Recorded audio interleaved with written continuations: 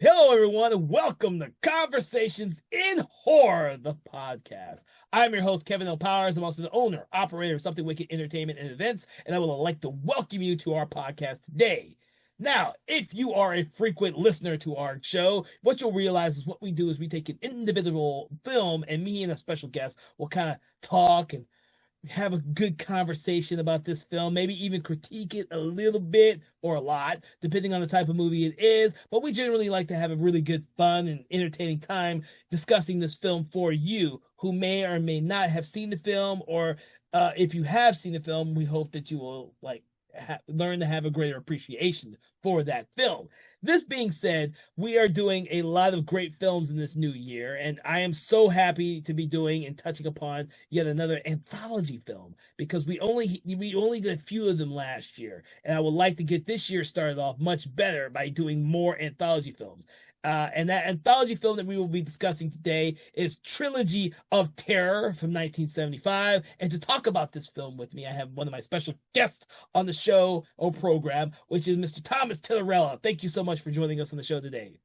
Thank you for having me, Kevin, to talk about this classic anthology. It is a classic anthology film, and it's one of the few that actually are really popular, despite originally originating on the TV format. There's only a few that are really fondly remembered that are from the TV format, and this is by far probably one of the most popular, if not most popular one. I mean, even today, it's still renowned for at least the Zuni doll sequence in the film, if nothing else. Yeah, I think that is pretty much entirely the reason why anybody remembers this at all.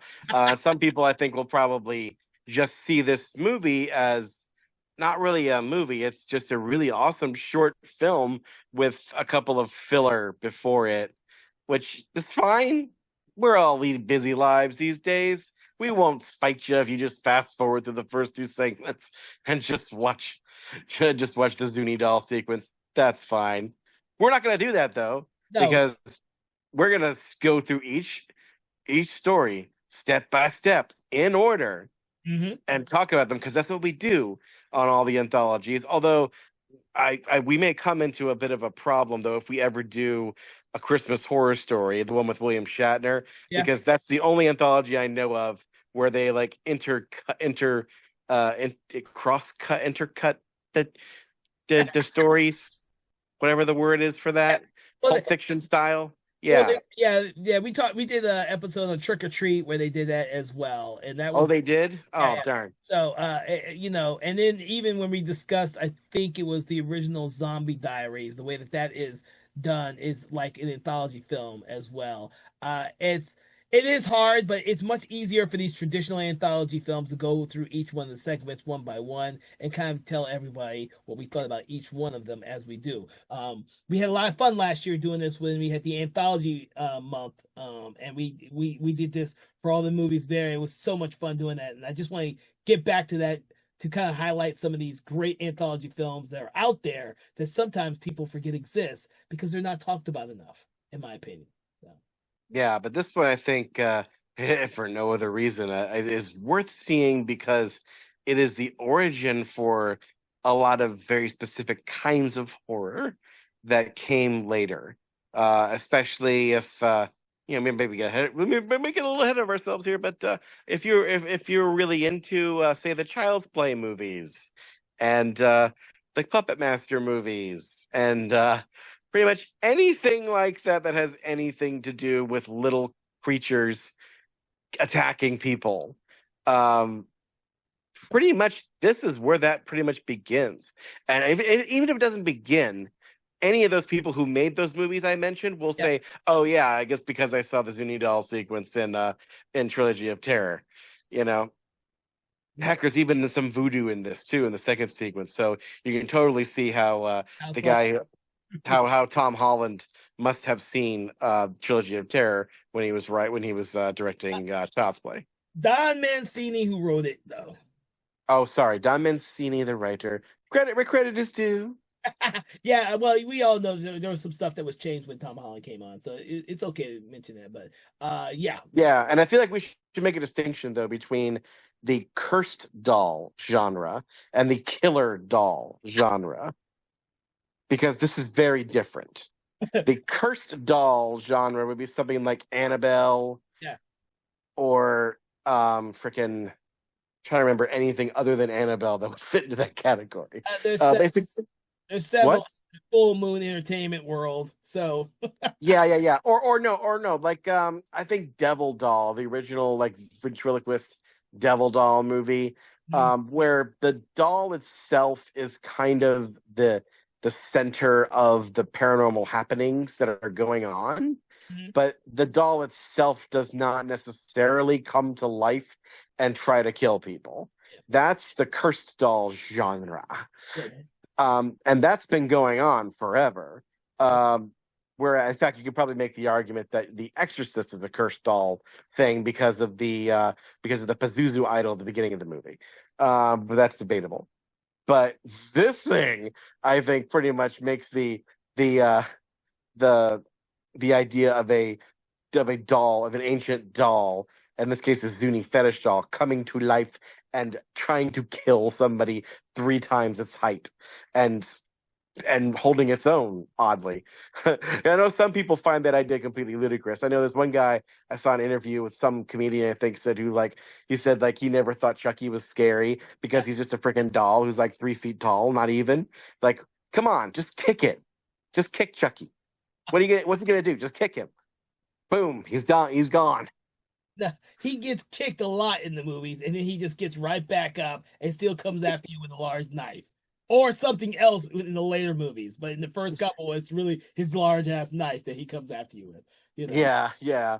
So yeah, this is really kind of where the killer doll I enters the zeitgeist when this movie debuted on ABC as a movie of the week, March 4th, 1975, and it was a Tuesday night, if you want to know.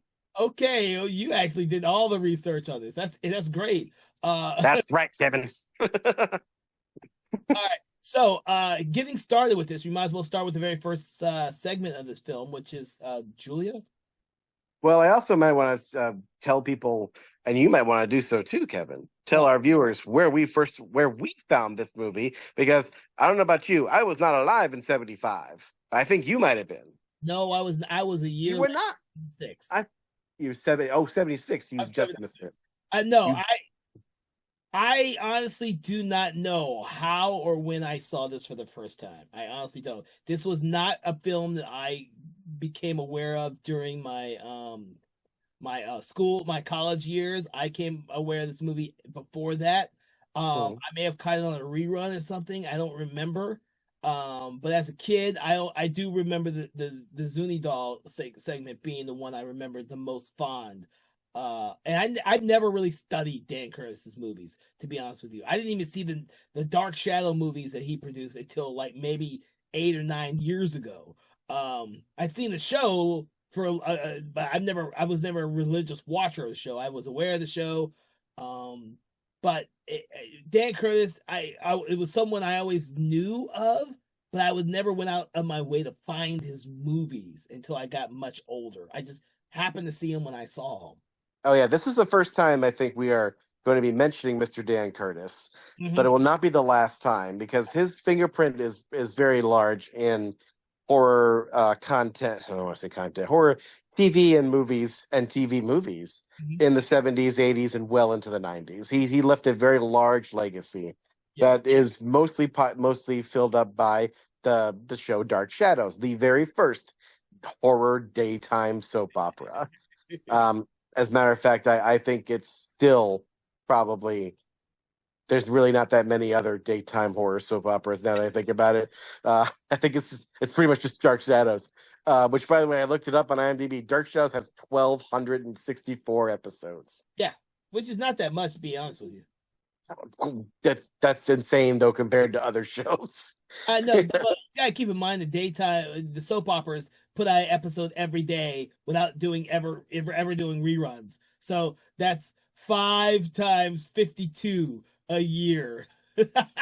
Whatever that number is, and then multiply something like what do you call it? Days of Our Lives, the rest of them out there.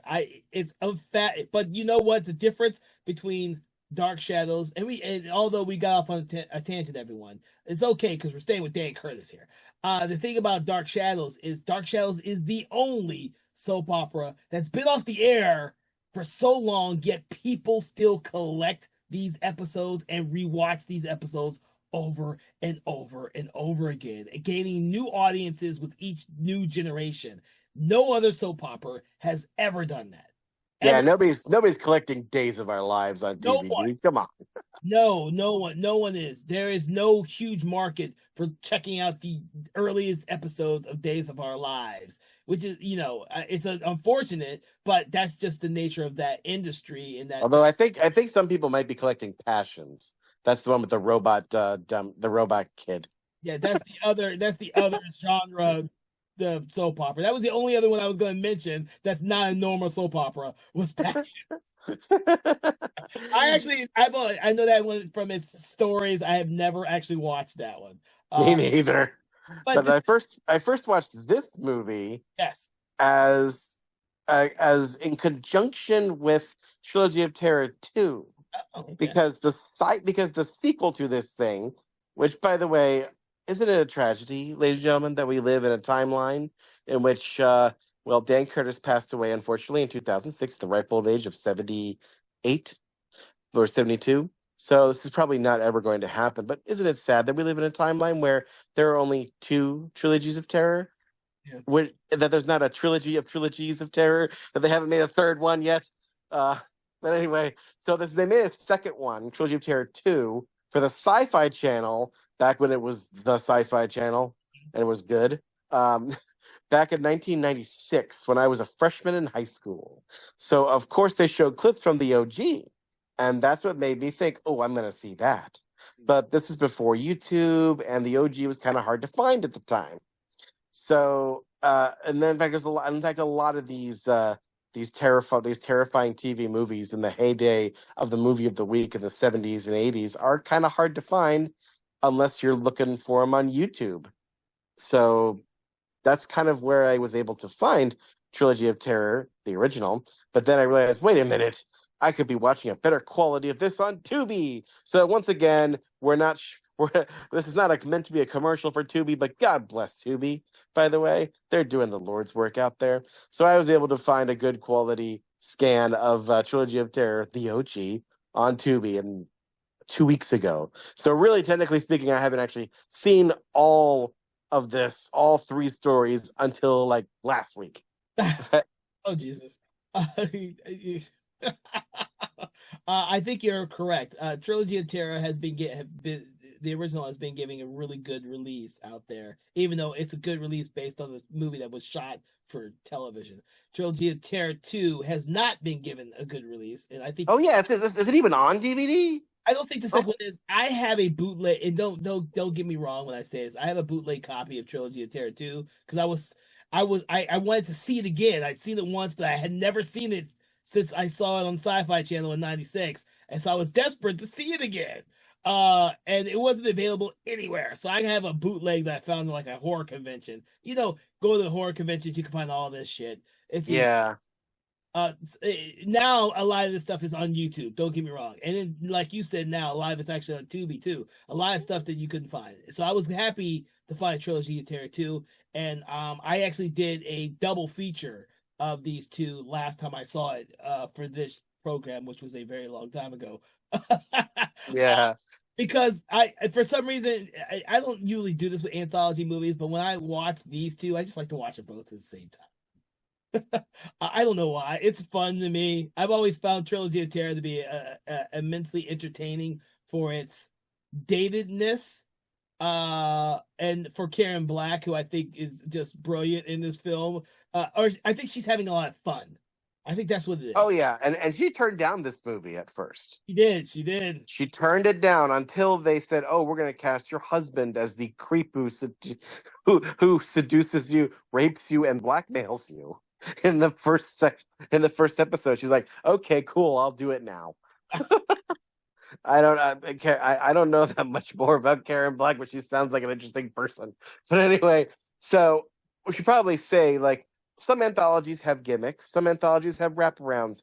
This movie does not have a wraparound at all.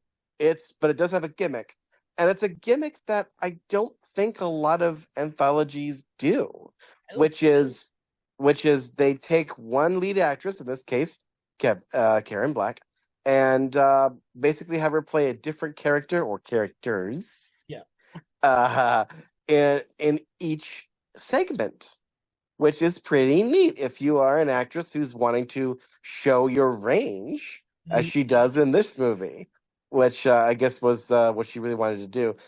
Karen Black was probably most notably famous for, if you, yeah, for those of you out there who don't know, um, she was probably most famous for getting, I don't know if she won the Oscar or if she was nominated for her supporting turn in Five Easy Pieces opposite Jack Nicholson, Mhm. um, which is part of another trilogy that I like to call the trilogy of movies you should see to remind yourself how good an actor Jack Nicholson really is outside of the Batman movie. Oh my God. Um, that trilogy includes Five Easy Pieces, um, Roomful of the Cuckoo's Nest, and The Last Detail. You got to see those three movies and to see how good an actor Jack Nicholson really was.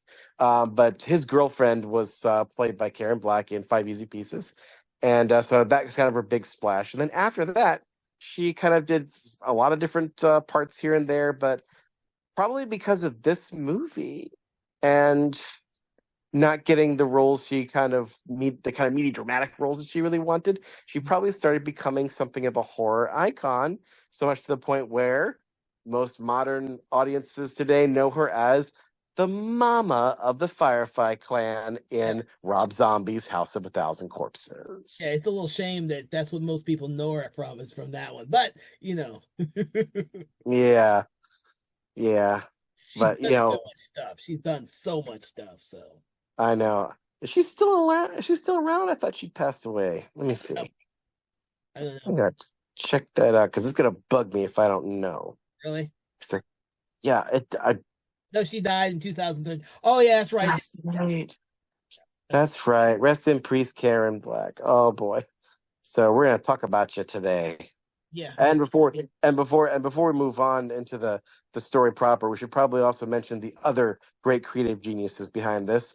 Um, and we've already mentioned Dan Curtis, the producer of this, and probably the real artistic drive behind this thing.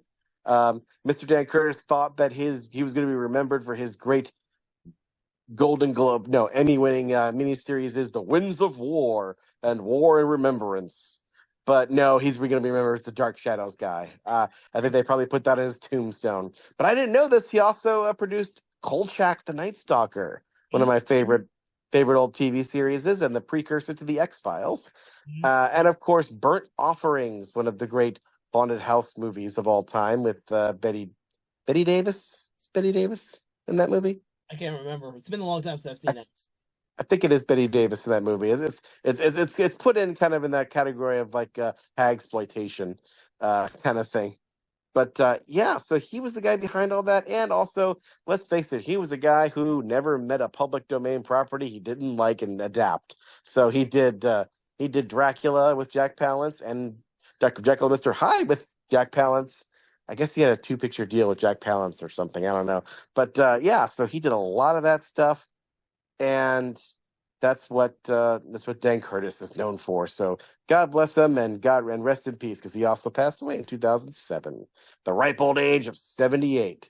And I do Uh, want to make a correction. It was also Karen Black in Burnt Offerings. So oh, she was in that too. Oh, I forgot about that. Well, Betty good Davis, for her. Betty Davis was in there too. She was the aunt in that. But I was like, Betty Davis wasn't the lead. I was like trying to say who was the lead in that, and it was Karen Black as well. So Right, that's Betty Davis's face on the poster of that movie. so Right. So the other great giants in this is William F. Nolan, who wrote the first two segments. Now, many of you don't know, William F. Nolan is the writer, one of the co-writers of, in my opinion, one of the greatest dystopian sci-fi novels and movies of all time, which is Logan's Run. He wrote that with William Clayton Johnson. And he also wrote a lot of Star Trek episodes and things like that. But the real giant, the guy who wrote all three of our stories in their original forms, in their original short story form, and rewrote, wrote the screenplay, the teleplay, I should say, for the Zuni Doll segment, based on his own short story, is Mr. Richard Matheson. I was wondering. Which are you wondering when I was going to get to Richard Matheson? Well, I got to save him last but not least, because this man is a genius and a giant in sci-fi and horror, one of the great writers of the 20th century. Yeah. And I'm not being facetious. I really do think, this is the man who wrote I Am Legend and Legend of Hell House and What Dreams May Come, and a crap ton of Twilight Zone episodes that are really, really classics. He was just as prolific in his screenplay and teleplays as he was in actual novels, short stories. So the guy went back and forth effortlessly. Yes. So and a lot of what he wrote, I think, didn't he write Duel too? I think he wrote Duel. Yeah, I think he wrote the teleplay to Duel as well. Yeah, I mean, like when he wrote a movie for television, it usually surpassed expectations. Yeah. just like Duel did, this one did the same thing. It surpassed expectations, Yeah, and I kind of wish that this, I know that I wish that this had been more successful in the ratings, because it would have been cool if they had done an anthology series of Trilogy of Terror and just did all Richard Matheson stories, because he got a bunch.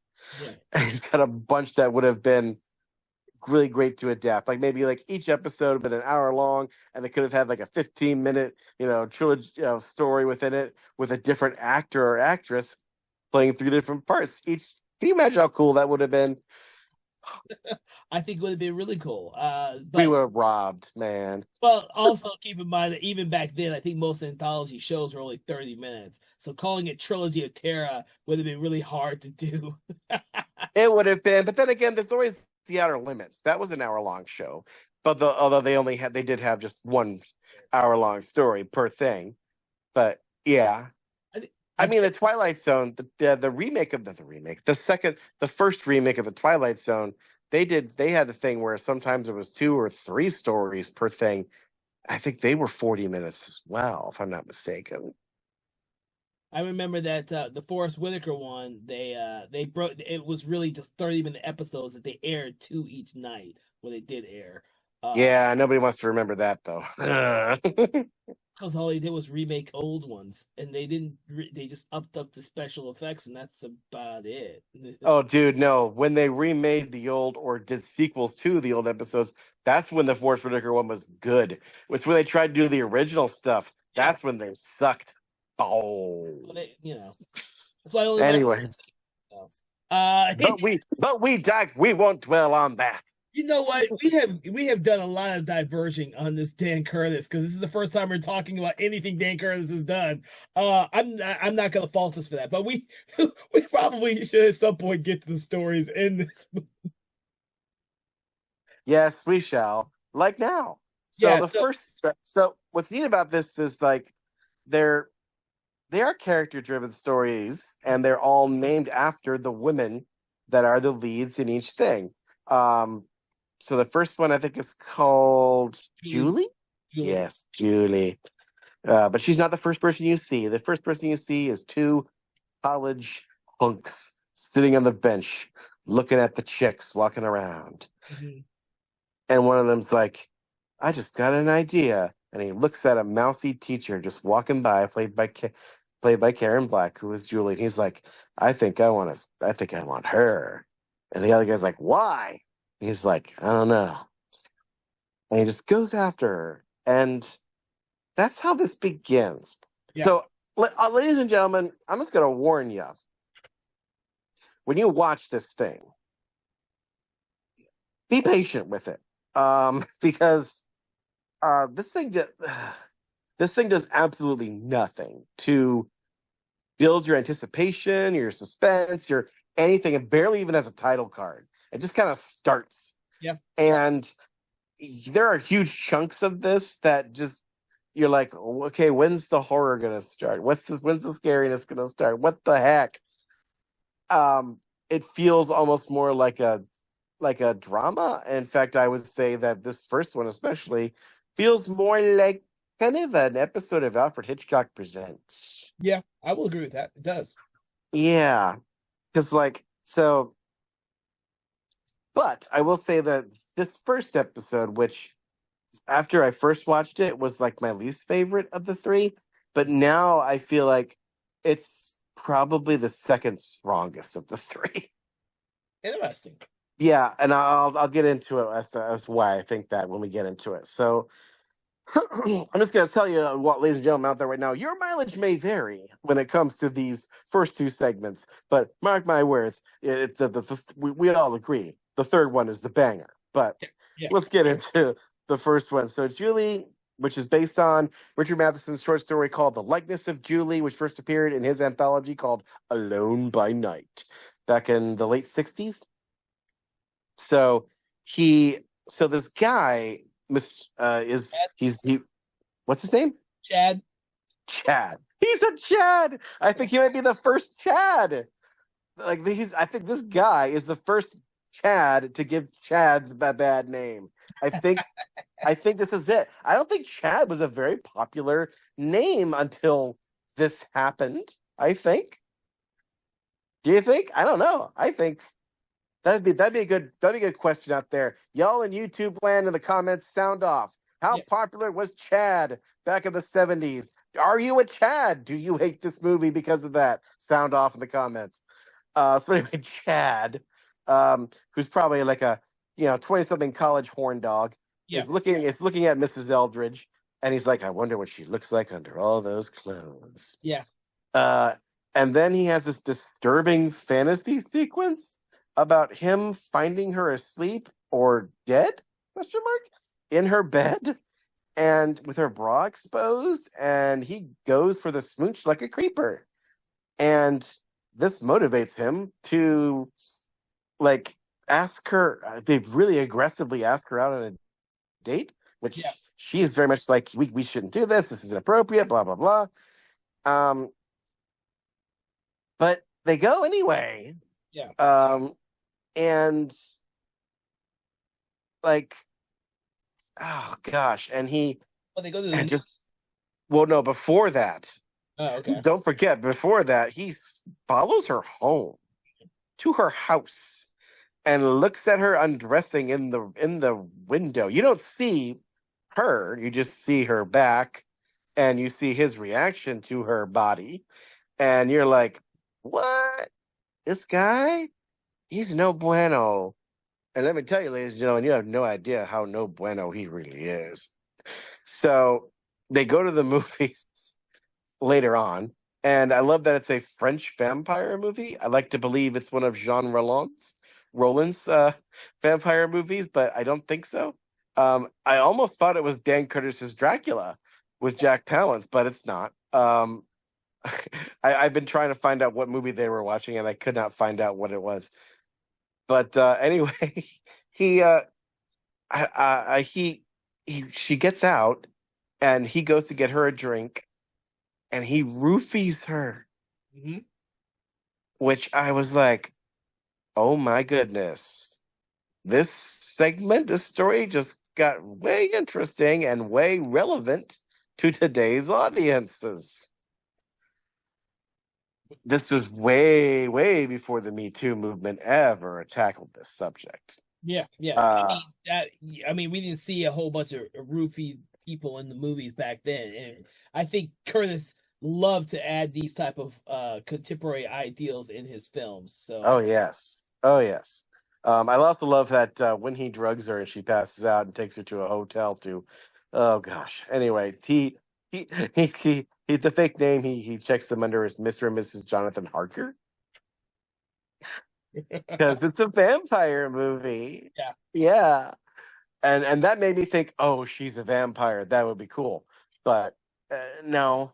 But anyway, yeah, he takes her to the hotel room and enacts his fantasy on her. Yeah. Which, by the way, again, very upsetting. You don't see anything, but I feel like the fade, the well-timed fade out kind of makes it even worse This is because audiences, so yeah.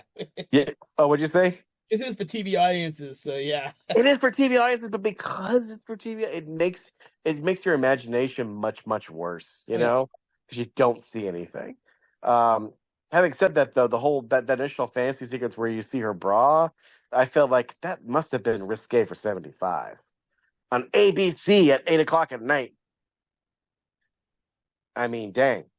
So I know I said that this is like prophetic of the Me Too era at the time and everything, and Chad totally couldn't get away with this nowadays.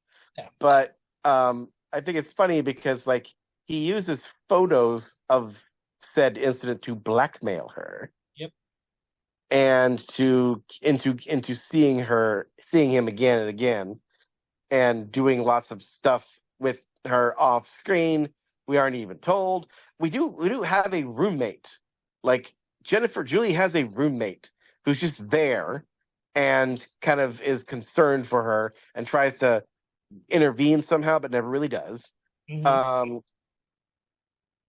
I don't think. What's funny though is I don't think that Chad could get away with this nowadays because he uses the photos by basically saying, you know, the photos are proof that you did this, and I'll just deny that I drugged you. Nobody will believe you. Of course, nowadays everybody would believe her. Pretty much. Yeah. So, but yeah, he's a total creep and a monster, and he doesn't. And so it seems like this just goes on for like a month. And at first, I was like, okay, I was into this, thinking like, oh, okay, this is saying that it seems like William F. Nolan is saying that it doesn't matter what you do, the monsters will find you. Mm. Because if you look at her, she did absolutely nothing to attract this guy. I mean, all she did was exist. Yep. All she did was, at least seemingly, all she did, I mean, she's buttoned up, conservative looking, glasses, did everything seemingly to deter him from pursuing this relationship, and then it happens. And I thought, okay, that's a powerful kind of thing. That's a truth. I know that for a fact that happens.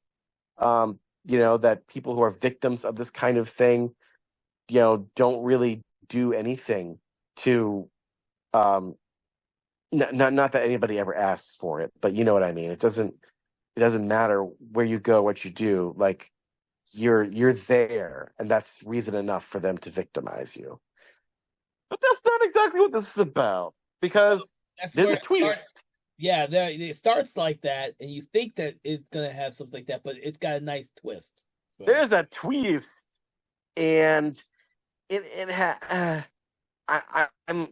I'm not sure, and this is the only problem I have with this. I'm not sure I buy it, and here's why. okay. Um, so so the twist is that he is hanging out with her, and she's got her hair down finally, so something's different. And she turns off the record playing his favorite song. He's like, "Hey, why'd you turn that off?" She's like, "Oh no, we're gonna do what I want to do from now on." And he's like, "Excuse me?" And he's sitting there drinking, sipping some cognac or something, or maybe some Jello pudding. Uh, I like to imagine Jello pudding. But anyway, so he starts getting woozy, and she's like, actually, this whole thing was my idea. And he's like, "What?" He's like, "Oh yes, I let you do this to me, but you're not as creative as this other guy I knew back in Denver. But I'm getting bored with you now." And he's like, "Wait, what? What?" And as the audience, we're like, "Wait, what?" Uh-huh. And then he starts to feel woozy, and then he's like, "You drugged me," and she's like, "Oh no, I'm killing you." Uh, and she takes him through the symptoms, and he dies. Dies of cardiac arrest. So it turns out she is basically a serial killer, and she just does this with seemingly random. Because at first I thought, oh, she picks jerks and does this to that. It's kind of, is she like Dexter basically, or is this like promising young woman kind of thing? But Yeah, later on, you see, what were you saying? no, I was about to say I saw it closer to a promising young woman or a fucking siren of some type with no, she, no Yeah, matter how she looks, she just picks a target, and then that target just is just attracted to her. It doesn't matter what she does. She could look mousy or whatever, but they just can't help themselves. yeah. There's almost a suggestion of something almost supernatural because he, in the beginning, when he first sees her, he's like, I don't know, this idea just popped into my head. So Mhm. then she said it was my idea. So it almost led me to think maybe there's something witchy going on here. Like maybe she somehow supernaturally put it into his head, but they never follow through on that. But she just basically takes his photographs and incinerates his whole house, saying, "Oh, I know, I always told you to be careful of those chemicals." Which, by the way, she never actually told him that, but okay, fine. Um, and burns his house down, makes it look like an accident. And then she looks at her scrapbook, which is filled with the news articles of all these different mysterious deaths that she keeps as a scrapbook or for evidence for when the cops finally catch her. But yeah, that's how it ends. It's like a old Alfred Hitchcock Presents thing, and uh, yeah, it's a nice twist, but I feel like it doesn't really work for me because there's nothing beforehand to set it up. There's no indication whatsoever. If you were to watch it again, Yep. there'd be nothing to suggest that this is what's really going on. Yeah, And that bothers me. yeah, I think they just need a couple more elements in there to set it up so that when they do the twist, it doesn't seem so far from left field. Yeah, that's the problem I have with it. It just it feels cheap. Um, but it's so unexpected that it jolts you, and you feel like, oh, that's cool. But then if you think about it at all, you're like, wait a minute. I mean, yeah, it's plausible, but I didn't see anything to like make me anticipate that at all. I don't know. It felt a little cheap, and like I said, it felt like not a really good episode of Alfred Hitchcock Presents.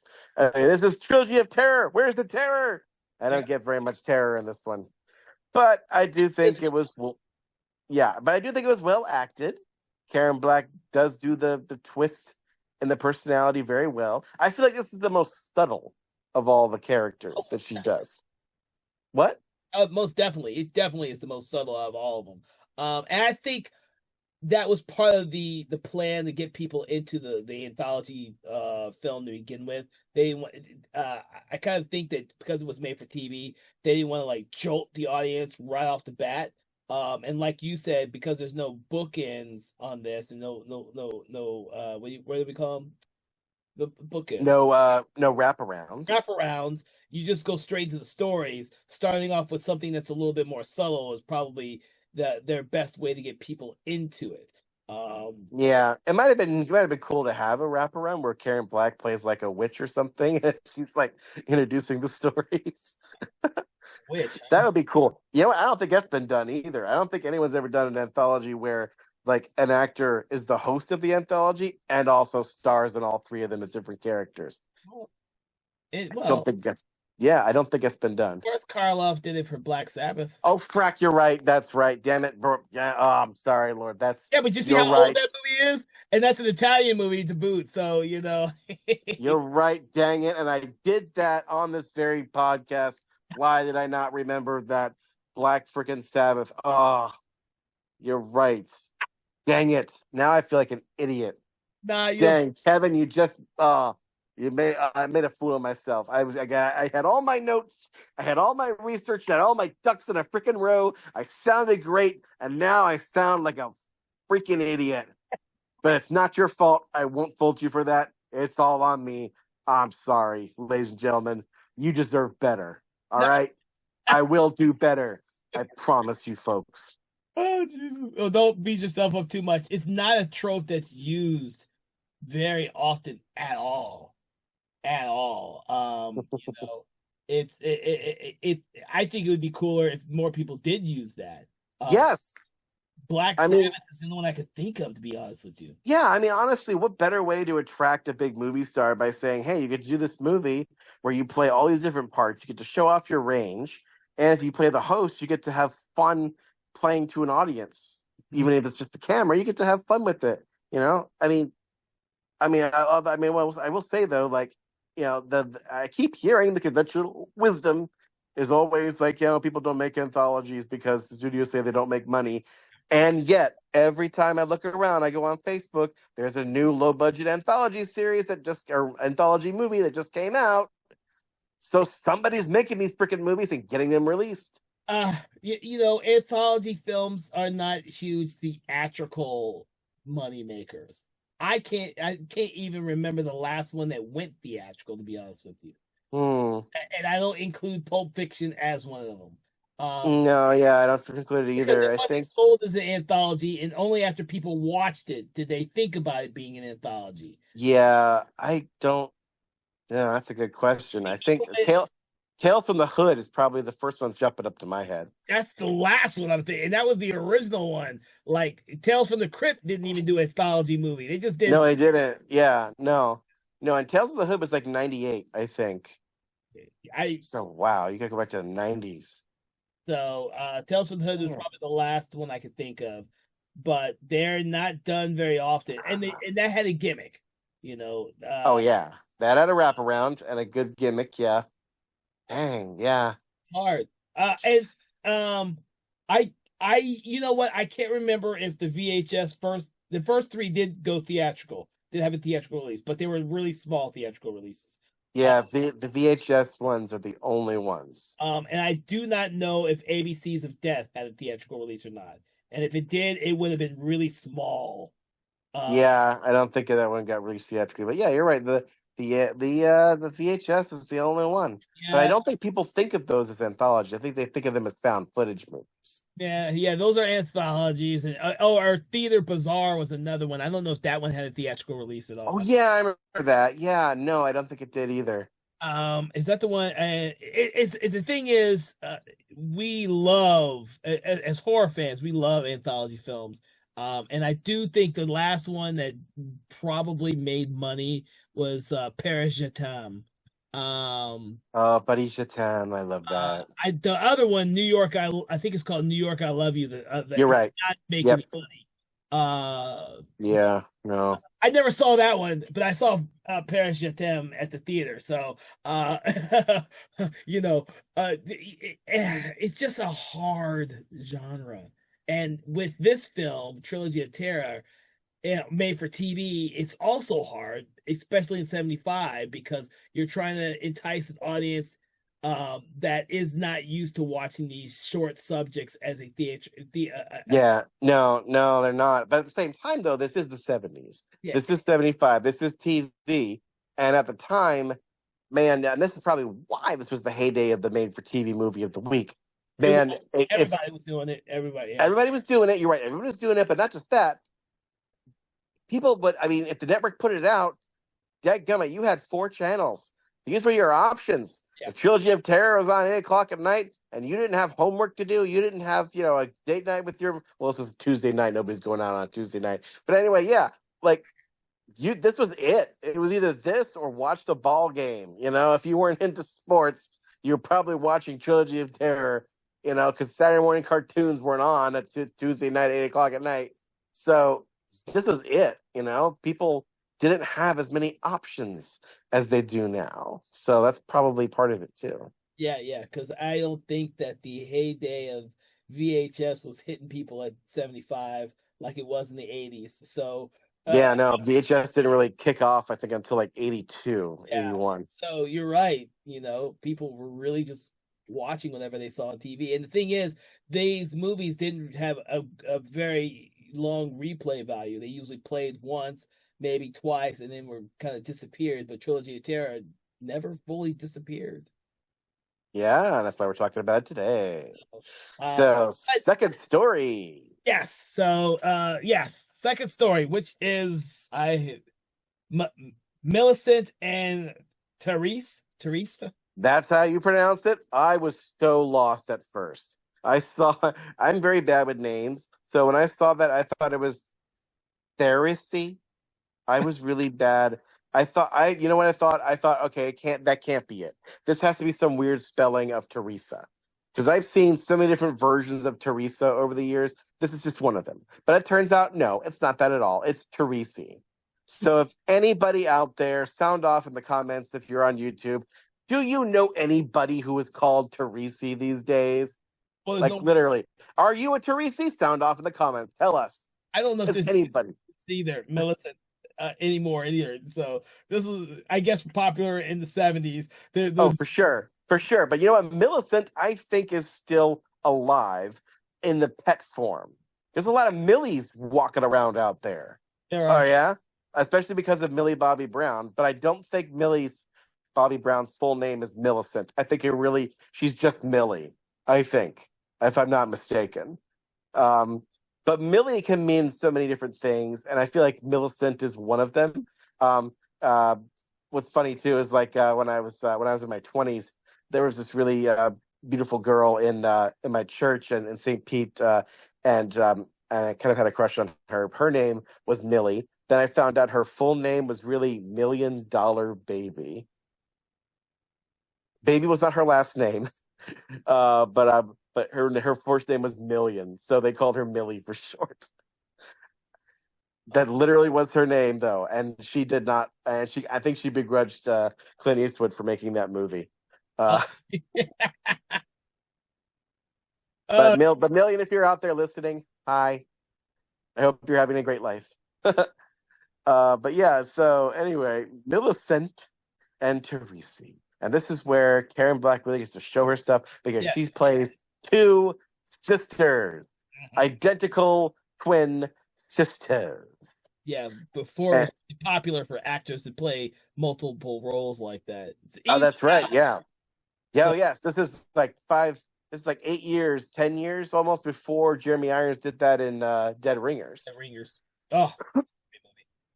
Oh, yeah. So this is based on Needle in the Heart, which appeared in uh, something called Queen's Mystery Magazine in 1969. Interesting. So, yes. So this is a 60s era thing. So bear that in mind when we start talking about some medical stuff, okay? This is written in the 60s. So in this one, which already starts off better than the first one, because, and I will say, I still think this is the weakest of the three, but it's got a banger beginning. I like the way it starts because this segment starts with Karen Black playing Millicent, the buttoned up, really high strung of the twins, and she's watching old black and white footage of her and her dad playing. And then later on, she is just manically writing in her journal, and we're hearing her thoughts. And she's saying that there's some kind of inner darkness that's plaguing them, and it's incarnated in her sister, Teresi, who she blames for the death of her father. And what's cool about this is that it puts you right inside her head, and it sets the mood. Yeah. There's almost something kind of Poe-ish about it, which I love. Yeah, and this is the only segment that does that too. Yes, that's right. That's right. It's the only one that does any kind of narration.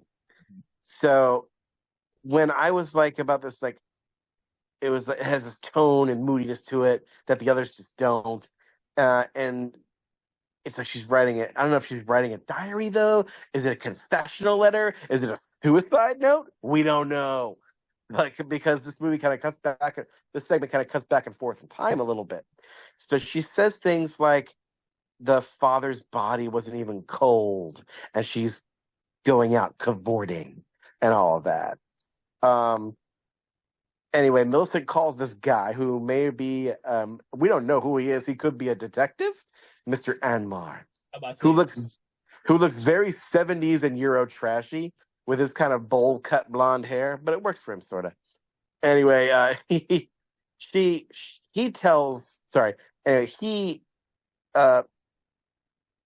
she's telling him that her sister is evil and really works into it. Like she's like her sister studies black magic and Satanism. Look at the books on her shelf. There's all these necromancy books and things like that. And then she just drops this bomb. She Yep. says that when she was 16, her sister, Teresi, seduced her father. Already risque subject matter again. So Holy shnikes, yes.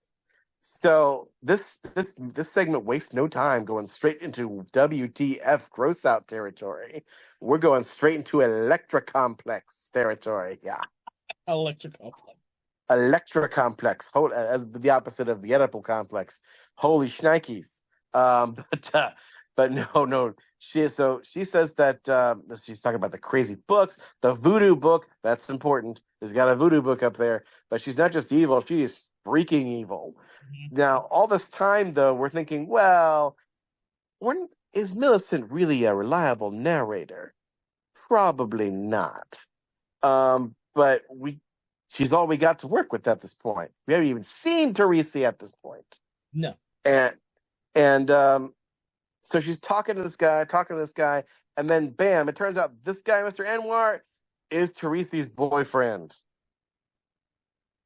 And somehow she convinces him to break up with her. And Teresa doesn't like that. They have a fight through her door, which is interesting. And that is noteworthy. That you do not see them together, split screen style. And because of that, I saw the twist coming a mile away. That was my big problem with this one. I saw it coming a mile away. It did nothing when it dropped. When we see Teresa, though, and there's no Millicent to be seen, she comes in and she answers the door for the psychiatrist, whose name I cannot even remember, but he looks like the old, what was his name? Ramsey, Dr. Ramsey. Dr. Ramsey. Dr. Ramsey, who looks to me like Commandant Lassard in the Police Academy movies. He looks just like. I was not thinking you were going to say Commandant Lassard. He looks just like that guy, I swear. I don't think they're the same actor, but my goodness, he looked exactly the same. So Commandant Lassard from the Police Academy movies is talking with Karen Black, who's playing Teresa in full floozy mode. Karen Black was very good at playing floozies. In this later part of her career, she's got a big blonde hair that, I'm sorry, it's very obviously a wig. And she's got a red mini skirt, a simple white top, some nice 6-inch platform heels. And you're thinking, I mean, she looks floozy, but she can't possibly be like satanically evil. There's nothing about her. I mean, goth chicks really weren't the thing back then, but yeah. I don't know. At this point, I'm not sure what to think, even then. Anyway, somehow she scares off the psychiatrist, who just buggers off. And I do want to add that you were correct, that is Commandant Lassard, by the way. Holy crap, it is! I knew it! I knew it! I knew that. I knew you did. Yeah, I had to re-look that up. I was like, oh, because at first it was funny, and then I realized, wait, that is the same person. It is the same guy. I knew it. I knew it. I wasn't going crazy. Thank you, Kevin. I knew it. But go ahead with your story. So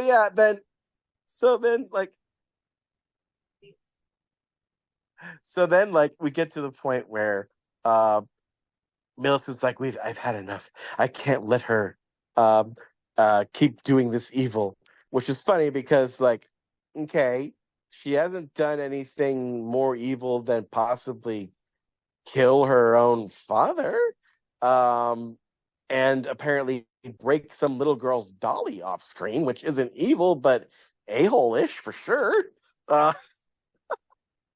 But anyway, this little girl with this doll gives Millicent an idea. She's like, it's ironic that I use her own magic against her.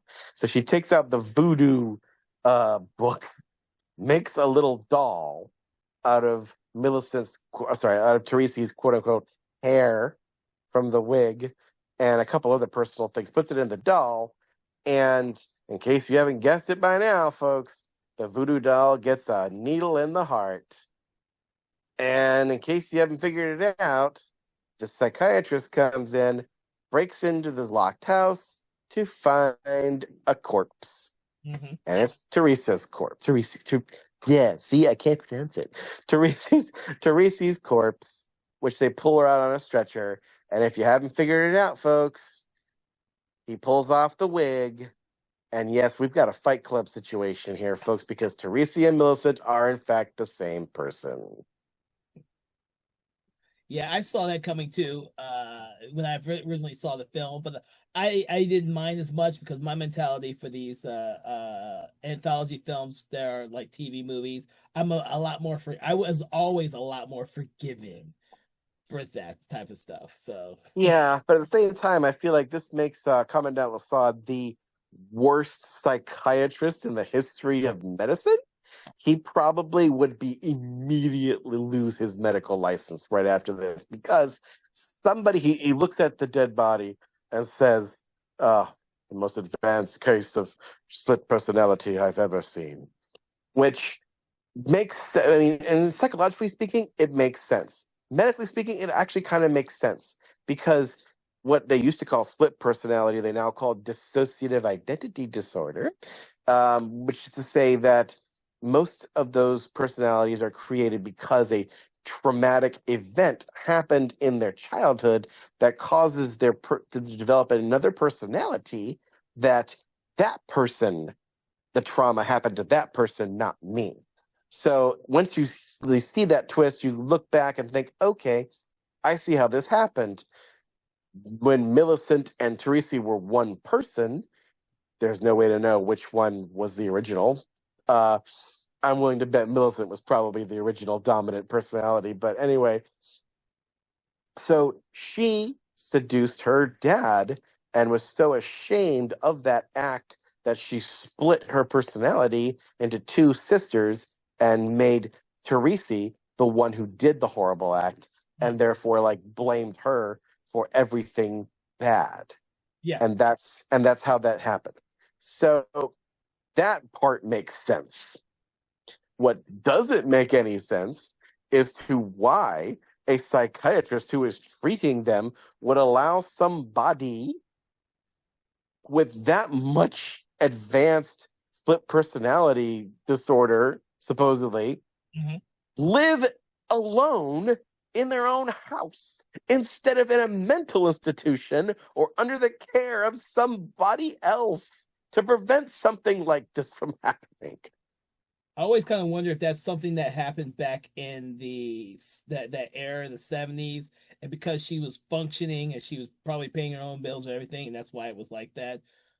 I don't know because or it's just part of a story element with the whole thing.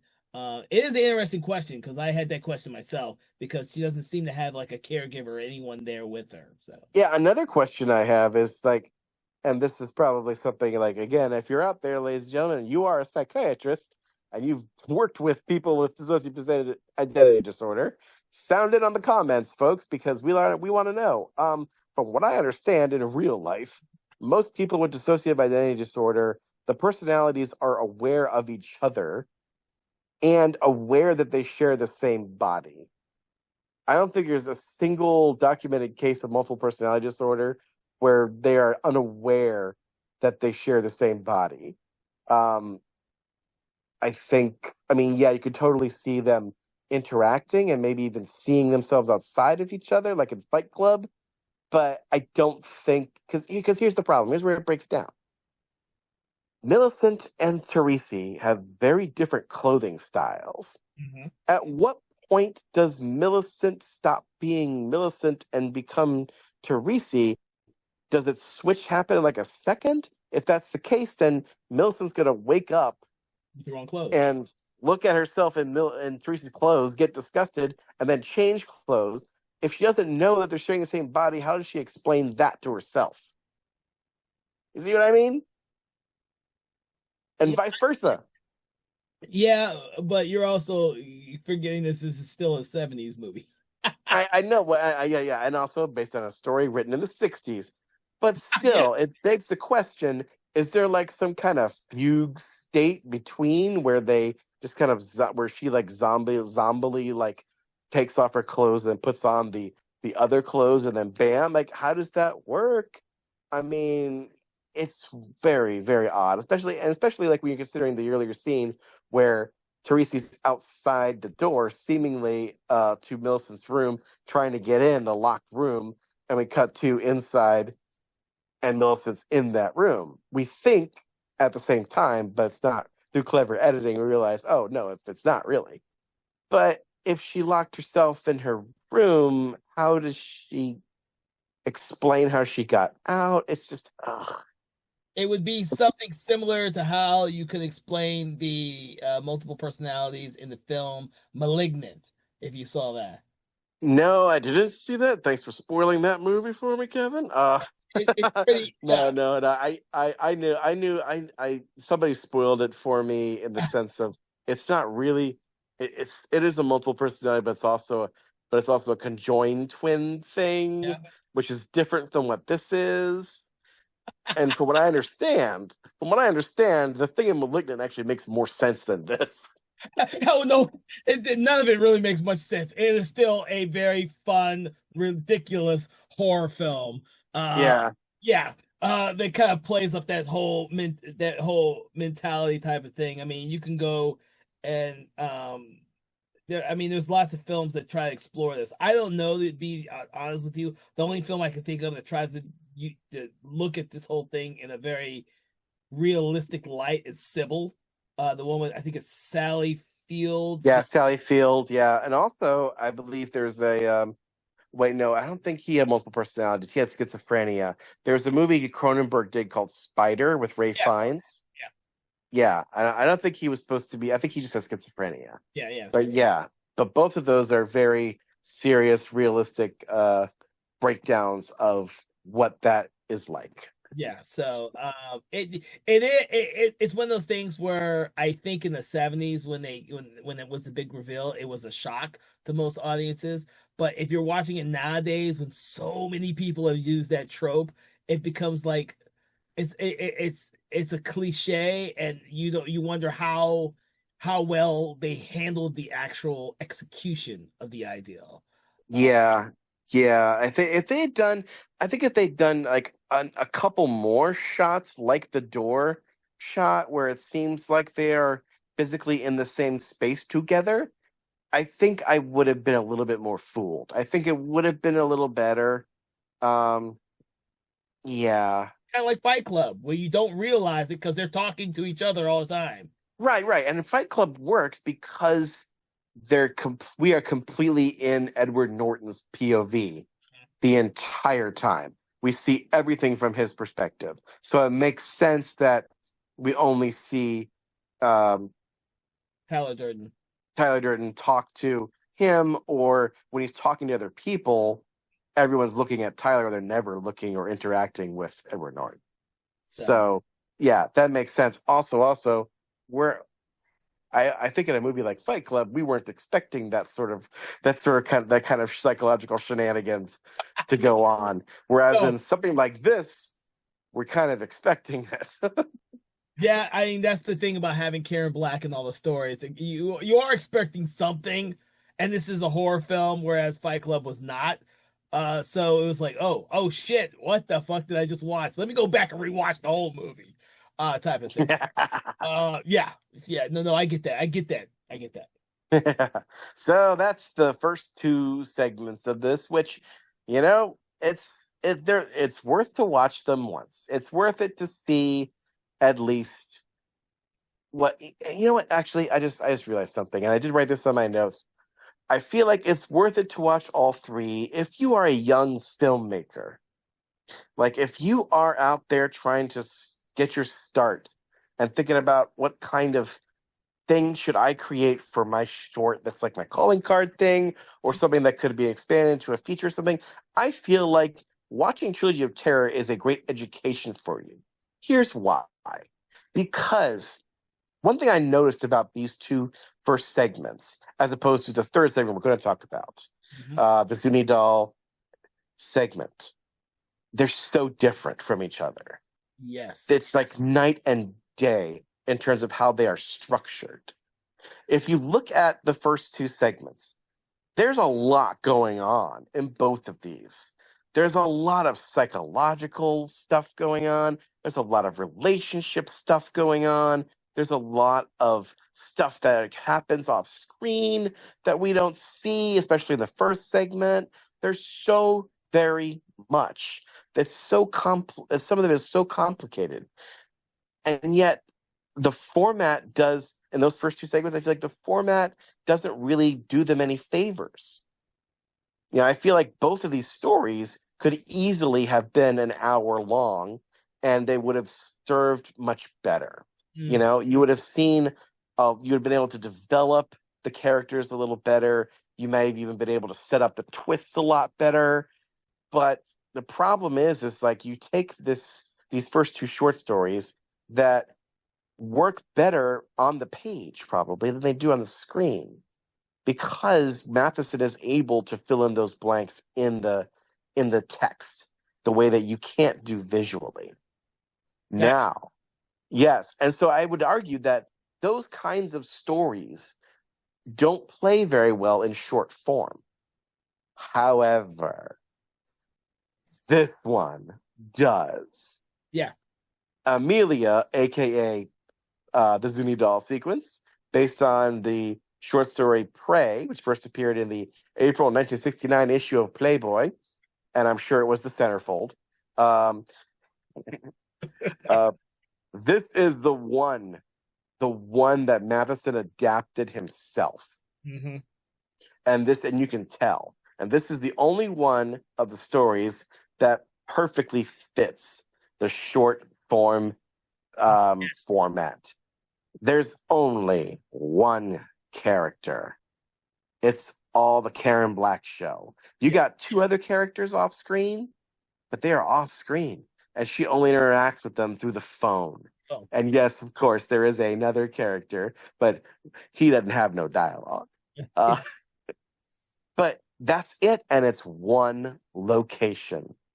One. Like all these other two stories we mentioned, multiple locations. You got the college in the first segment, you got the drive-in theater, you've got her house, you've got his house, you've got, the quad. The mansion, it pretty much dominates in the second one, but that mansion, I mean, there's also the doctor's office, and there's so many other things going on. But this one is so minimal, so pared down, so primal, so very simple that it just gets inside your brain and it thrives in the short form format. Yeah. So this, ladies and gentlemen, if you want to be a an up and coming filmmaker, this is the sort of thing that you should do when you're trying to figure out what kind of story should I tell in a short form. And really even compared to what you're supposed to do these days, I heard it said somewhere like 7 to 10 minutes at the most is what you should be aiming for today. This is even longer than that. This is like 23 minutes. Mm-hmm. But yeah, but this I think this story is the sort of thing y'all should be doing out there. Yeah. I do believe that unfortunately I think it works really well in the time frame allowed for this movie. I do have seen short versions of something very similar that don't work nearly as well because we just don't care about the actors and the characters. I think Mm-hmm. because we saw Karen Black and we don't, and the character is not as memorable as Karen Black is because she's in the first two segments. So Mm-hmm. there's very minimal in this one. I mean, Karen Black's talking to her mother, or the Amelia's talking to her mother on the phone for a good chunk of this. I think it's her mother, right? Yeah, it's her mother. Yeah, it's her mother. Yeah. And of course she's got this gift for her boyfriend, and it's the Zuni doll that she just came across. It all seems very innocent because it's like something that her boyfriend would love. She doesn't know much about anything of it. She's very innocent in this film, more so Oh than yeah, because her boyfriend's like an anthropology professor. That's why she gets this Zuni fetish doll. yeah. Unlike the first two films where her character is not innocent at all. in any regards. This one, she is very innocent, and therefore, when what happens to her, we kind of, as the audience member, said, "God damn." Yeah, this is the only normal person, quote unquote, she plays in the entire trilogy. Yeah, yeah. Yeah. Which brings up what you were saying earlier when this film allows her so much range and so many possibilities because there's three fucking films she can play. She's playing in three short films that provides her with three different characters, four different characters really, to play off of. Um, but Yeah. this was visceral. This is like it starts, and then once that Zuni doll is released, the spirit is released. It does not stop. Oh my gosh. Oh gosh. Can you imagine though, like seeing this without that segment? Because like apparently in Brazil in 1982, when this movie aired, there was really strict censorship laws back then, and they cut this sequence. Wow. So it's just like a So Trilogy of Terror became called Two Stories of Terror in Portuguese.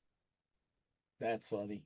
So if you're from Brazil out there, ladies and gentlemen, you probably and you grew up at that time. I'm sorry that you were shown a subpar version of this movie, and you were denied the joys of little Zuni fetish doll going running around chasing Karen Black with a knife. Yes. I mean, besides the fact that you have to get past the fact that she bought this ugly ass doll for her boyfriend, that is like, wow, this is what I'm getting him for his a gift for my boyfriend is this ugly ass fetish doll. It's really a menacing, scary looking fucking doll too. It's Oh yeah, he's so ugly, he's cute. yeah. He's Uh, got and what's funny is like in the high in the really good format sorry in the superior um picture quality that the streaming allows us today, you can see all the little details on his face. He's got little like rope button eyes. It's just so well made, this little prop. It's so good. I want one. The only problem I would have, though, if I ever did get a Zuni fetish doll, is that his head is so huge compared to his body that he would be top heavy, and I keep afraid he'd be falling over and break. Uh, he's got a giant looking little head with little black dread looking things coming from his head, which is funny because he is not an African fetish doll. He is a Zuni fetish doll. The Zuni are Pueblo people from Central America. So this is actually a Native American mythology that we're dealing with here. Um, but I think we need to back up a little bit here and say that um,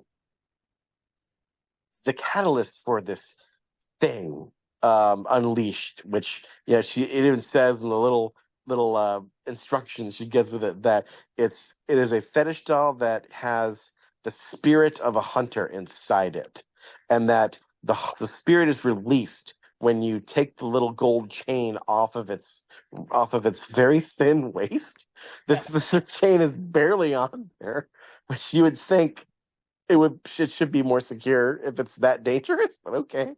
But anyway, it's a thing there, but she wants to get it for her boyfriend, and it's Friday night.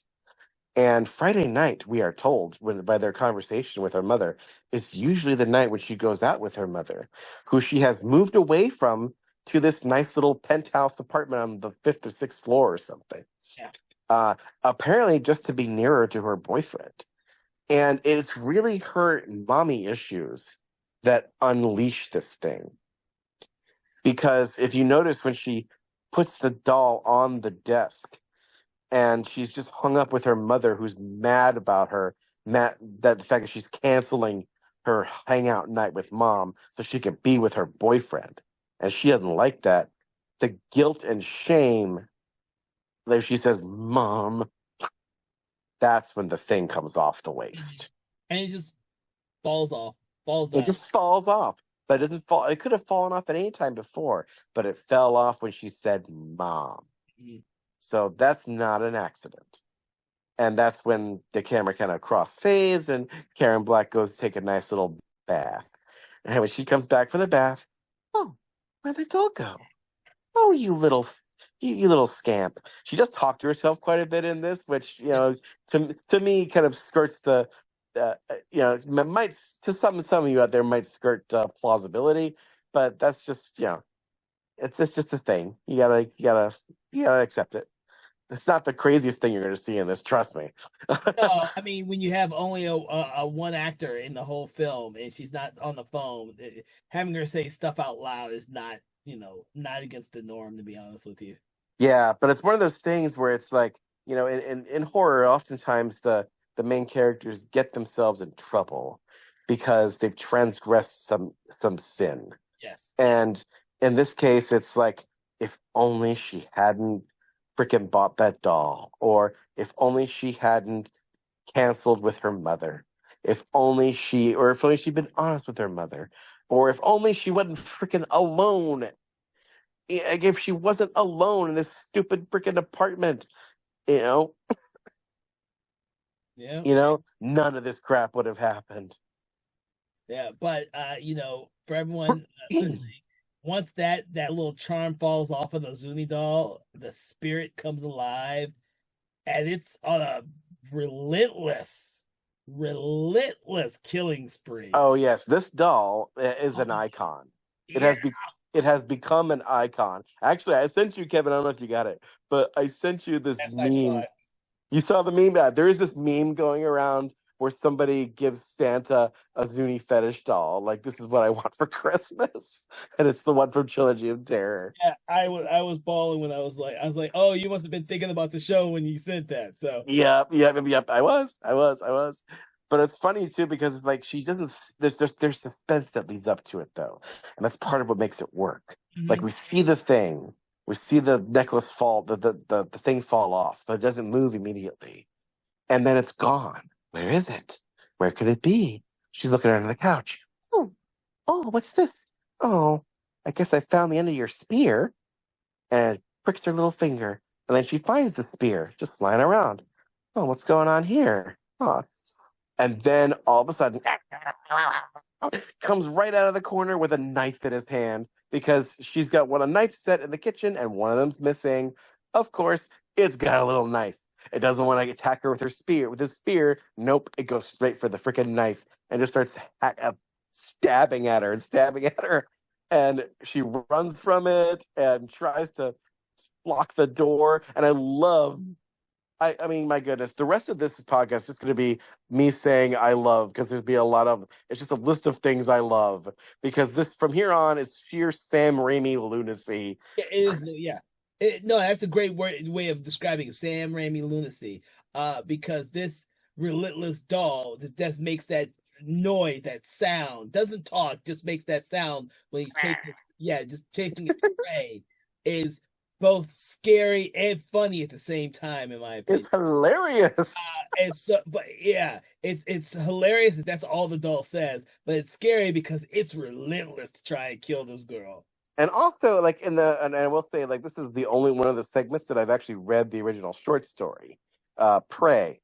And this is a very, very good adaptation of his own short story. The only difference between the two is that in the story, the Zuni doll's a bit more of a threat to Amelia, because in the story, the Zuni doll's portrayed as being super strong, like, Uh, for its size. Like, it can break down the door with its own strength.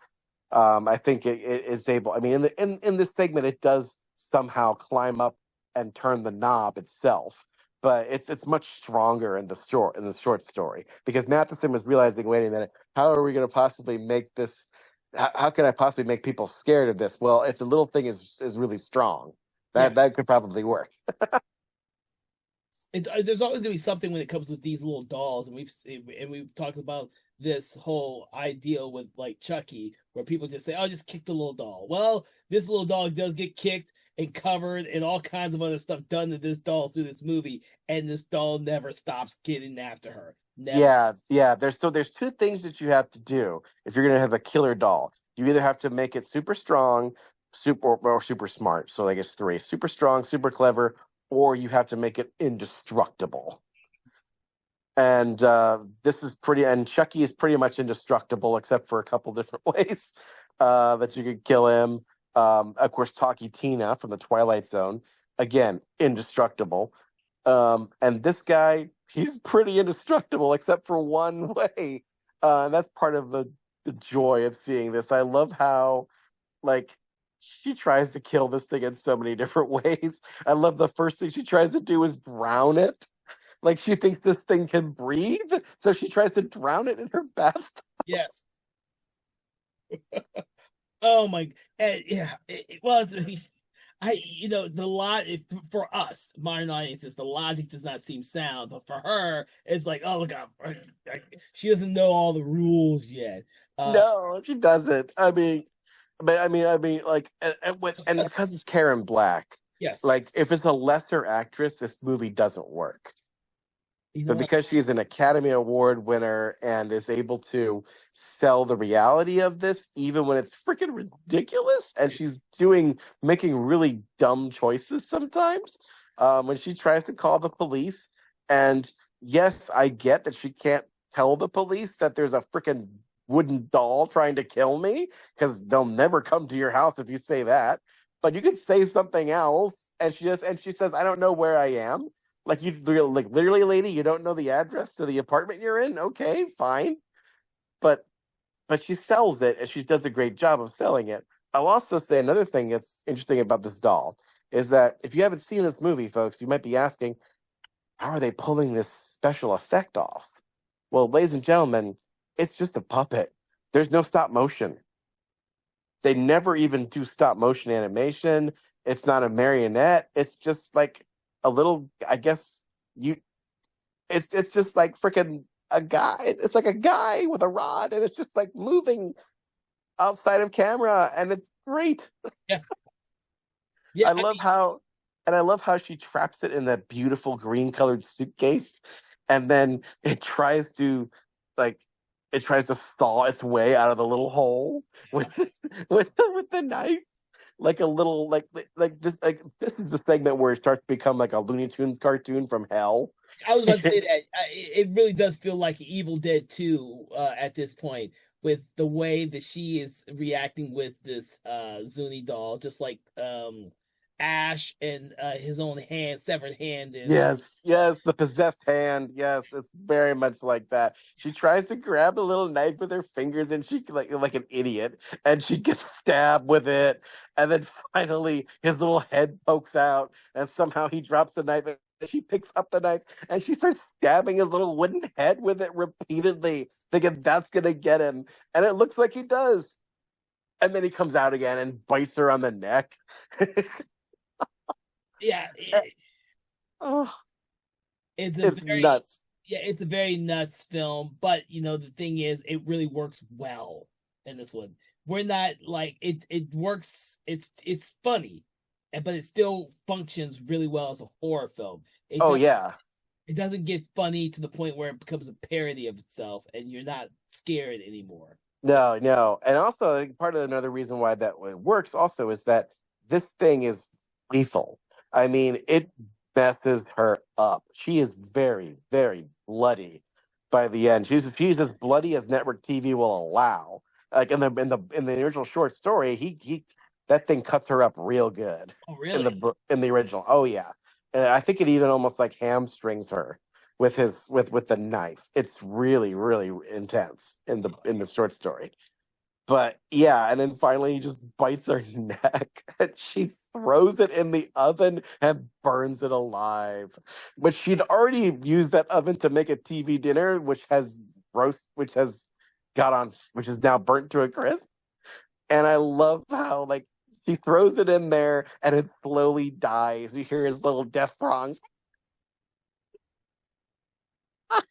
It's like, oh. Yeah, yeah, yeah. And then there's the twist. And I have to say, this is the one where the twist really does work. And this is part of the reason I think that this particular segment has endured for so long. Hmm. And the reason why this twist works is because while there's nothing to set it up, No. when it happens, it makes sense in the reality of the world that they've created. It makes sense because of the nature of the creature. Yeah, I'm about to say the nature of the doll because it works so well. But it's one of the coolest sequences in the movie, especially with Karen Black and the big reveal of what has happened to her. Yeah, because she roasts this thing alive, Yes. um, in a way that I feel like presages the gremlin getting in the microwave oven, which I love. And but like all this black smoke just comes out of the oven, and she thinks it's dead, and it is kind of. Mm. And she opens the oven, and I'm fully expecting it just go and just come after her, but nope, something else comes out. And again, this is kind of, I guess, again, a precursor to Evil Dead, where there's this like force that kind of knocks her down and she screams. And the next time we see Karen Black, she is up and about and calls her mom and says, "Hey, mom, I'm sorry we fought earlier. I think I would like to meet with you."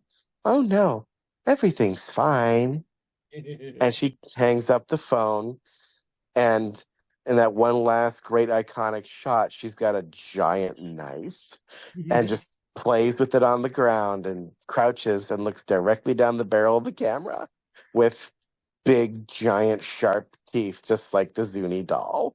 And we That's realize that she is possessed by the spirits that was in the Zuni doll.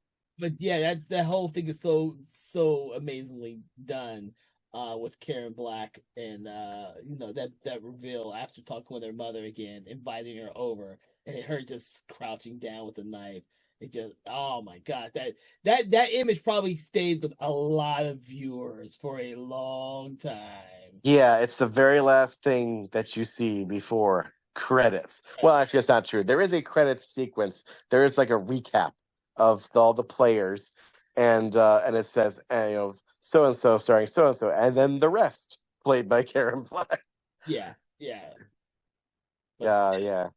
but still that image right there, and I think one of the also reasons why this is such a fondly remembered movie is that it left you with a really strong last story with a really strong final image when you stopped watching this movie, which is not always the case with anthology movies. uh Unfortunately for the genre, many people like to say, well, there was one really great one and a couple of okay ones, or there Yeah, were standout ones, but this one stood out in 75 and it's still standing after it's all. still standing. Yeah, and it's like it's the only one anybody remembers. Yeah, It's almost as if it's like this was supposed to be there, but it's so small. It can't stand on its own. You got to have something to support it. So let's make it a trilogy. Let's call it Trilogy of Terror. There you go. Like you just picture Dan Carter sitting in his office chair going, "Yeah, let's just do it that way. Yeah. Just put like maybe he randomly picked the two other stories and was like, okay, let's just do those two. Hey, we got William F. Nolan on the payroll, right? Okay, let's have him do an adaptation of those. Maybe Matheson was like, oh, we're just gonna do this one. That's gonna be the pilot to a new series. It's like, yeah, sure, that's great. Yeah, let's just do this instead, though. Like, wait, what? No, give him a check. It's fine. Okay, fine. So that's probably how it all went down. mm, I won't disagree with that. This is like I said, this is a very interesting anthology film. I think it's one of the stronger ones from the era. Despite the weaker first two entries, it did what you should do with an anthology film for the final one, which is for any film in that matter, leave the audience with a really strong image. So when they walk out of the theater or walk off, Hmm. um, Yeah, either I mean, save your best for last, or save your best for first, or do both. I feel I'd like if say you're let's gonna do do it, both. yeah, if you're gonna do an anthology, I feel like your first one's got to be a banger, and your last one's got to be a banger. You can mess up in the middle, do all kinds of crazy, stupid crap in the middle, but as long as you got a great beginning and a great ending, you're golden. Yeah, Especially if you're doing like three. I think that four is the ideal for an anthology. I feel like if you have four stories, 20 minutes each, you get it to about 90 minutes. It's fine. It's fine because that way, if you have two good ones and two bad ones. People don't feel cheated. I agree. Uh, Yeah. Oh, by the way, another thing that's interesting about this is that so the Zuni fetish dolls, they're real. yes. They exist. The Zuni are real. The fetish dolls are usually, although they're not usually shaped like humans though. They're usually they're usually shaped like animals, and they're made of stone or shells or found objects and stuff. And Uh, they're usually really small, like they can fit in the palm of your hand. So when Matheson was researching this, he probably thought, I gotta make this thing bigger. you gotta make it much more menacing too. Uh, Yeah. which I'm not surprised of at all because a lot of things that are scary in real life are not so scary when you're trying to make a film about Oh them. yeah. Oh yeah. It You might see people selling these Zuni's dolls on Etsy. there is, yeah, you can get a one-to-one one on Etsy. I saw it, but it was going for far too much for me to get it. Because I tried to get one, um, to add to my collection. Yeah. So what's funny is the Zuni hunter would take one of these things as his prey brother, and it was supposed to be like an animal. It's supposed to be designed after the animal he was trying to hunt, Hmm. and it was supposed to give him good luck while he was on the hunt. And it's supposed to be imbued with the spirit of the kind of animal he's trying to hunt. So Madison got that part right. You're also supposed to, but what's funny is you're also supposed to feed the Zuni doll the blood of your prey and also cornmeal. So like there's that too. So he probably liked that part of the doll and probably thought, oh, this thing is bloodthirsty. Well, I will say this. Yes, you can find various Zuni fetish dolls on Etsy. But you can find like replicas of the one from this film on there as well. I thought at one point I was trying to get one, but they're running between like $200 to $400, you know. Wowzer. Yeah. Yeah. The cheapest one is like $70, but it looks cheaper than the other ones. So, but if I mean, if you're gonna want some type of iconic collectible, horror collectible, for some reason these dolls are always popular. The Zuni fetish doll, the Chucky doll, Annabelle doll, even the freaking dolls from the Puppet Master, Full Moon are fucking popular, you know. Oh, Uh I almost got a set from Target the last month. of the Puppet Master ones. Oh yeah, they got this. There's really cool like box set where you open it up like a Toulon suitcase, and Yes. it's got all I think six of them from the original first two movies. Oh wow! I've only seen the DVD box set that opens up like that. That's kind of cool if you can see like the actual dolls in there. Oh Because yeah, I love now, and this is the question to ask because I love the doll movies. I'm a huge fan of the Puppet Master franchise. Been following that damn thing up until the most recent Blade movie, the solo Blade movie and stuff. I'll yeah. never stop watching those. I like watching doll movies, even though you can kick them and they get kicked in these movies. It's not like they're indestructible. It's funny when they kick the doll. It's funny in this movie when Karen Black is as Amelia is trying to thwart the doll, and yet the doll never stops coming. And you could see the influence that this movie had, this particular sequence had on stuff like Puppet Master, especially, and with the Blade character. You just never lose that. I mean, you're just like, it's not something that everyone goes back to the Zuni doll as like the precursor for these killer doll curse dolls movies, so that's what I have to say about that because Oh yeah. And I mean, this thing just is relentless, like the Terminator, yeah. which of course leads me to our Schwarzenegger alternator Oh, do segment. you have some for this movie? This is I actually do. In fact, I have three for the trilogy of terror. one for each story or just one for like the Zuni fetish doll one. I tried to do three for the Zuni fetish, but I actually did get one for each story. Okay. So for everyone listening, our esteemed young special guest, Thomas loves to do his Arnold Schwarzenegger. I'm gonna let you say it. You just keep stumbling over the poor man's last name, I and I do. get it. I get it. He's probably had to deal with that his entire life. If you could say Schwarzenegger, you could say anything, But anyway, so what we are doing here is like I imagine, and I'm stuck in this accent, so don't just bear with me. So like that we imagine here the kill line. From there's lots of movies where you have the killer or the hero who's going to kill the monster, and he says the quip, the last line, like smile, you son of a bitch from Jaws or something like that. But sometimes you don't have that in the movies.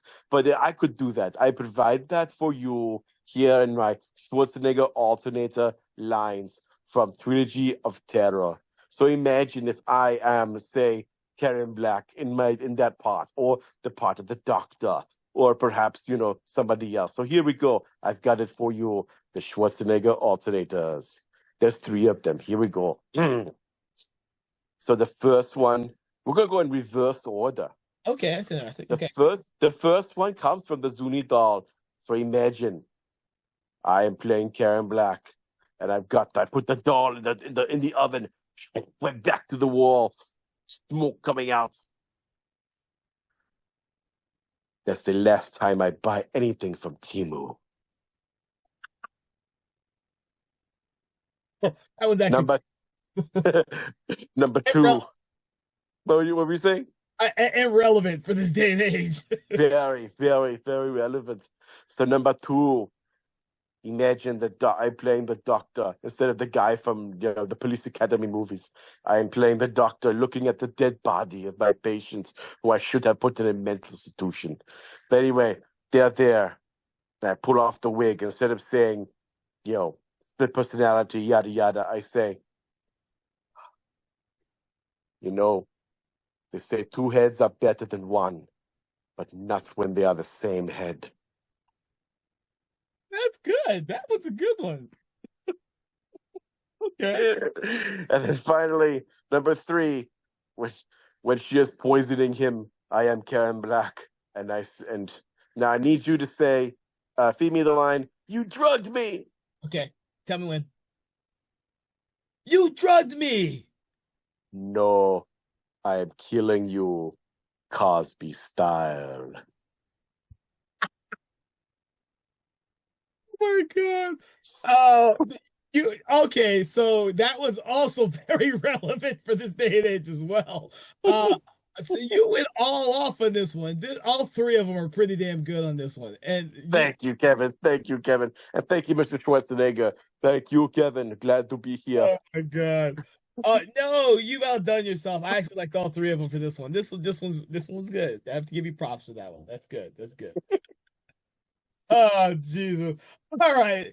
I want to thank you, Thomas, for joining us in this conversation in horror. For everyone listening, what we love to do at the end of our conversation is we like to rate the movie between 1 and 5. Now, what we love to do is to pull something from the movie, whether it be a prop, a person, a quote, or anything that happened in the movie, and we like to rate it based on that. 1 being very poor and 5 being amazing. Where on the spectrum, Thomas, would you place the original trilogy of terror, and what object or thing or quote would you like to do it towards? What object? Well, it's low hanging fruit to rate it Zuni fetish dolls. It's too easy. I'm not gonna do that because I never do anything easy, Kevin. I always make it harder for myself and in the audience. So instead, well, there's so many things I could do. I could rate it. It could be like poison cups of beer. Nah, it's too bland. Or it could be like, blonde wigs. No. No, I think what I'm going to do instead, I'm going to go with, um, instead of an object per se, I'm going to go with, no, it kind of is an object. I feel like the one image aside from the Zuni fetish doll itself that defines this movie is Karen Black's face in the last segment. That smiling, toothy face with those sharp, pointy dentures that are just hanging off a little bit. They're not quite fully on. If you look closely, they're kind of not quite making contact with her gums. So I feel like those teeth Those teeth define this movie. So Yes. I'm gonna rate this three, 3.5. Yeah, 3.5 toothy smiling Karen Blacks out of 5. Okay. I mean, if I was just to rate the Zuni fetish doll segment, just that's just 10. That's 10 out of 10 tooths. Uh, but because you have those two other segments that aren't as strong, I'm just gonna have to give it a solid 3.5. You know what? I give this a much higher rating because of the Zuni fetish doll. I'm gonna stick with it for this portion, but I'm thinking that you're probably right. If the Zuni fetish doll sequence wasn't in there, my rating would be much lower. But because that is such a strong piece, I'm giving it four. What is it? What did I say? I'm giving it four multiple personalities stuck in one brain. So that's what I'm gonna stick with on this one. Um, You're but gonna give it her brain, just four multiple brains. Just a picture of a brain. well, and the thing is, you're right. I think this is one of those rare, really rare anthology occasions where there is this one segment that just stands out so much more than the other ones. Hmm. It's hard to deny. It's absolutely amazing. This one segment, and it's talked about, and it's influenced so many other films, and so I have to like I think I would be doing the film a disservice if I gave it like a 3 or a 2.5, like I would if I was rating the overall film. I think I Yeah, would. it's always a hard question when you're rating anthologies. It Like, is. do you So like hard. do you consider the balance of each segment and what it all leads up to as a one, or do you just like rate it based on its strongest segment? Because if that's the case, then it's 10 out of 10. But I feel like you gotta Yeah. you gotta factor in those two because, like I said, folks, your mileage may vary. Mhm. The pace, it does take a long time. It's not a long movie though. It's not even 90 minutes. It's like 73 minutes. Yeah. So it's not that much of a slog to get to the Zuni fetish doll, but we're talking about people in 2025 here. Attention spans are very slow, are very, very fast, and we have fast paced lives. We will not grudge you if you just fast forward to the Zuni fetish doll segment. It's Yeah. okay. Yeah, it's kind of like me and watching 2001: A Space Odyssey. I just fast forward to the ape sequence at the beginning. I don't watch that anymore. Oh, but do you watch the segment where the apes beating the crap out of the other apes with a bone after they seize the monolith, right? You got to include that. That's part of the plot. Nah. I already know what the plot is. I just skipped that part. Oh, I am one of those people who enjoyed the book more so than the movie. So I I still haven't read the book. I read the 3001 Space Odyssey. so Didn't uh like it. one day I liked the book. I liked the first book. I had not finished the second book yet. I just kind of put it down for no apparent reason. I just never finished it. Not that I didn't like it. I just put it down and just never finished it. Um that reminds me, one day I should get around to finishing those. So with that, I want to thank you all for listening to us rant and rave about Trilogy of Terror. We hope that you've enjoyed our conversation, and we hope that you will check out our previous episodes in which we've done a lot of anthology films. But for 2026, we plan on doing a whole hell of a lot more, especially another month that focuses on anthology films alone. So be looking out for that. And to be looking for that, you should be a subscriber so you never miss an episode. So make sure to subscribe, follow, share on your favorite podcast app, Spotify, or YouTube so you never miss an episode. Also, make sure to check out our other podcast, Conversations in Hammer Studio Horrors, which is every first and third Friday of the month. You'll be glad you do as we delve deep into all those great old school Hammer Studio horror films. So if you're a classic horror film lover, you're going to love that podcast. And we love talking about those movies. So we hope you enjoyed our program, and we will see you on the next episode. Have a great day.